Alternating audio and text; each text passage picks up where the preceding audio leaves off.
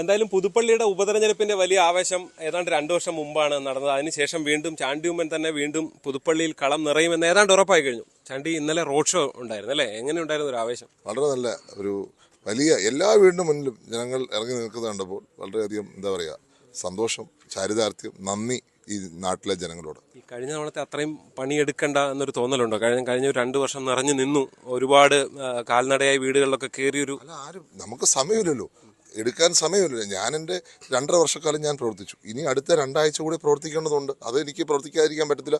Full ഞങ്ങളുടെ പ്രവർത്തകർ മൊത്തം, ഞങ്ങളുടെ ബ്ലോക്ക് പ്രസിഡന്റാണ് നിൽക്കുന്നത്, ഞങ്ങളുടെ UDF കൺവീനറാണ് നിൽക്കുന്നത്. ഇവരെല്ലാം സജീവമായി രംഗത്ത് ഇറങ്ങിക്കഴിഞ്ഞ് അതിൻ്റെ തെളിവാണ് ഇന്നലത്തെ റോഡ് ഷോയുടെ വിജയം. ഇന്ന് ഇങ്ങനെ വീടുകളിലേക്കുള്ള പ്രചരണം തുടങ്ങുന്നു. നാളെ എൻ്റെ സൈക്കിൾ റൈഡുണ്ട്. ഞാൻ ഇവിടെ യൂത്ത് കോൺഗ്രസ്സുകാരുമായിട്ട് ഒന്ന് സൈക്കിൾ റൈഡ് നടത്തുന്നുണ്ട്. അങ്ങനെ കൃത്യമായി ജനങ്ങളിലേക്ക് എത്തുവാനുള്ള എല്ലാ ശ്രമങ്ങളുണ്ട്. അതിപ്പം നമ്മളൊരു രീതി കൂടെ തന്നെ വേണമെന്നില്ലല്ലോ ജനങ്ങളിലേക്ക് എത്താൻ. കഴിഞ്ഞ തവണത്തെ പോലെ പ്രവർത്തകരെ വെറുതെ നടത്തിക്കാൻ ഉദ്ദേശിച്ചില്ല, ഓടിക്കുക, സൈക്കിൾ ഓടിക്കുക എന്നൊക്കെയാണ് ഇത്തവണ പ്ലാൻ. സൈക്കിളുണ്ട്, നടത്തവും വരും, നടത്തം പുറകെ വരും. അത് മാധ്യമപ്രവർത്തകരാരും ഇങ്ങോട്ട് വരണ്ടെന്നുള്ള, ഞങ്ങളെ ഓടിക്കുന്നുള്ള. അതാണല്ലോ എനിക്ക് സമാധാനം കിട്ടുന്നത്. അതുകൊണ്ട് നിങ്ങൾ അവിടെ നിൽക്കുന്നതായിരിക്കും നല്ലത് എനിക്ക് തോന്നുന്നു. ഈ SIR ഒക്കെ വലിയ വെല്ലുവിളി ആയിട്ടുണ്ടോ? എന്താണ് അത് ചാണ്ടി പറയുന്നുണ്ട്? SIR ഇപ്പം പലരും ചോദിക്കും 50,000 60,000 ഭൂരിപക്ഷം പറഞ്ഞു. ഞാൻ പറഞ്ഞില്ല, കാണത്തില്ല. കഴിഞ്ഞ പ്രാവശ്യമായിട്ട് കുറയാൻ സാധ്യതയുണ്ട്. കാരണം വെച്ചാൽ വളരെയധികം ആൾക്കാരെ വെട്ടിമാറ്റിയിട്ടുണ്ട്. വളരെയധികം ആൾക്കാർക്ക് വോട്ട് കിട്ടാൻ സാഹചര്യം ഇല്ലാതായിട്ടുണ്ട്. അതൊരു പ്രശ്നമാണ്. ആ പ്രശ്നത്തെ മറികടക്കാൻ ഞങ്ങൾ ശ്രമിക്കും. പക്ഷേ അറിയാമല്ലോ, ഇലക്ഷൻ കമ്മീഷൻ ചെയ്യേണ്ട ഒരു കാര്യമുണ്ട്, അത് ചെയ്തിട്ടില്ല എന്നൊരു യാഥാർത്ഥ്യമാണ്. അതുകൊണ്ട് ഞങ്ങളുടെ പ്രവർത്തനം പൂർണ്ണ രീതിയിൽ ഞങ്ങൾ പ്രവർത്തിച്ച് ജനങ്ങളിലേക്ക് നിൽക്കും. പക്ഷെ വോട്ട് ചെയ്യാൻ അവസരം ഉണ്ടായിട്ടും കിട്ടാത്തവരെന്ത് ചെയ്യും? ഈ വീടാണ് ചാണ്ടി ഉമ്മൻ്റെ ഒരു പ്രധാന ഫോക്കസ് ആയിരുന്നില്ലേ? കുറേ വീടുകൾ, അതിൻ്റെ ഒരു ഇമ്പാക്റ്റ് എന്താണ്? ഞങ്ങൾ 48 വീടുകൾ പണിഞ്ഞ് കൈമാറിയിട്ടുണ്ട്.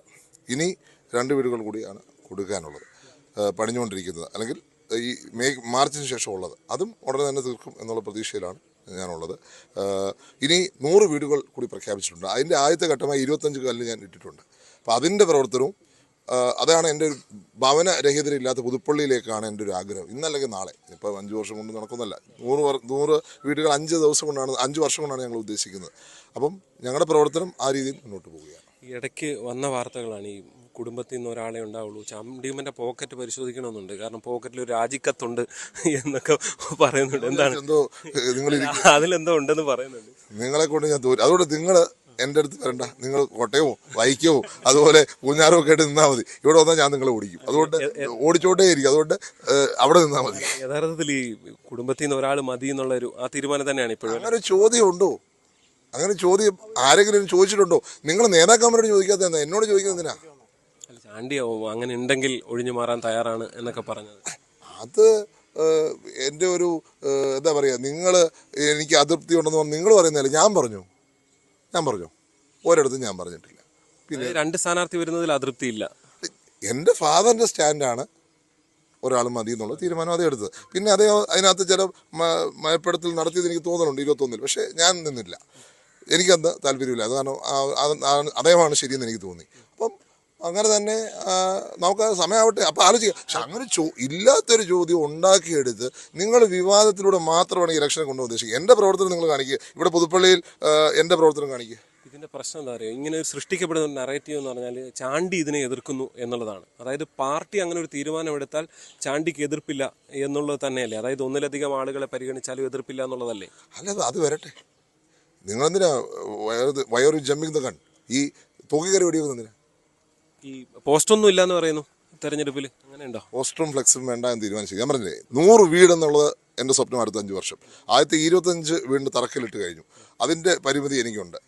അപ്പം മാത്രമല്ല, വളരെയധികം പരിപാടി, പുതുപ്പള്ളി ഫെസ്റ്റ് ഉൾപ്പെടെയുള്ള പരിപാടികൾ നടത്തി ഒത്തിരി സ്പോൺസർമാർ ഞങ്ങൾ പങ്കെടുത്തു. എനിക്ക് ചില പരിമിതികൾ വന്നു കയറിയിട്ടുണ്ട്. അതുകൊണ്ട് ഫ്ലെക്സും പോസ്റ്ററും ഒഴിവാക്കി എനിക്ക് പ്രവർത്തകരോട് അഭ്യർത്ഥിക്കാനുള്ളത്, ജനങ്ങളുടെ മനസ്സിലാണ് നമ്മുടെ സ്ഥാനം, ഫ്ലെക്സിലല്ല. അല്ല, അത് ഒരു തരത്തിലുള്ള പോസ്റ്ററും ഫ്ലെക്സും ഇല്ല, ഒന്നുമില്ല. പാർട്ടി വെക്കുന്ന അങ്ങനെ എന്തെങ്കിലും ഉണ്ടോ? എന്തായാലും കൈപ്പത്തി ചിഹ്നം കണ്ടിരിക്കും. കൈയാണ് ഞങ്ങളുടെ ചിഹ്നം. മാത്രം ഒട്ടിക്കാൻ പാർട്ടിയാണ് വലുത്, വ്യക്തിയേക്കാൾ പാർട്ടി. കാരണം ഇതിനകത്ത് ചില പരിമിതികളുണ്ട്. അത് നമുക്കറിയാം. യുദ്ധത്തിൻ്റെ മുഖത്താണ് നമ്മൾ നിൽക്കുന്നത്. LPG ഇല്ല, റെസ്റ്റോറൻറ്റുകൾ അടയ്ക്കുന്നു. നമുക്ക് ഫൈനാൻഷ്യലായിട്ടുള്ള പല പരിമിതികളും വന്നു കയറിയിട്ടുണ്ട്. അങ്ങനെ ഒരു സാഹചര്യം കൊണ്ട് നിൽക്കുമ്പോൾ പ്രവർത്തകരെയും ബുദ്ധിമുട്ടിക്കാൻ ഞാൻ ആഗ്രഹിക്കുന്നില്ല, ആരെയും ബുദ്ധിമുട്ടിക്കാൻ ആഗ്രഹിക്കുന്നില്ല. പരിമിതമായി നിന്നുകൊണ്ട്. കാരണം ഇപ്പം ഞാൻ ആലോചിക്കുന്നത് ഒരു ക്രൗഡ് ഫണ്ടിങ്ങിലേക്ക് വരെ പോകണമെന്നൊരു ആലോചന എൻ്റെ മനസ്സിലുണ്ട്. എന്തായാലും അത് വരട്ടെ. ഏതായാലും നമുക്ക് തീരുമാനമെടുക്കാം. എന്തായാലും തെരഞ്ഞെടുപ്പായി പുതിയ തീരുമാനങ്ങളുമായാണ് ചാണ്ടി ഇത്തരത്തിൽ പോസ്റ്റർ ഉൾപ്പെടെയുള്ള കാര്യങ്ങളിൽ ഇത്തരം തീരുമാനങ്ങളുമായിട്ട് ആണ് മുന്നോട്ട് പോകുന്നത്. പുതുപ്പള്ളിയിൽ നിന്ന് ജി ശ്രീജിത്ത്, ന്യൂസ് 18.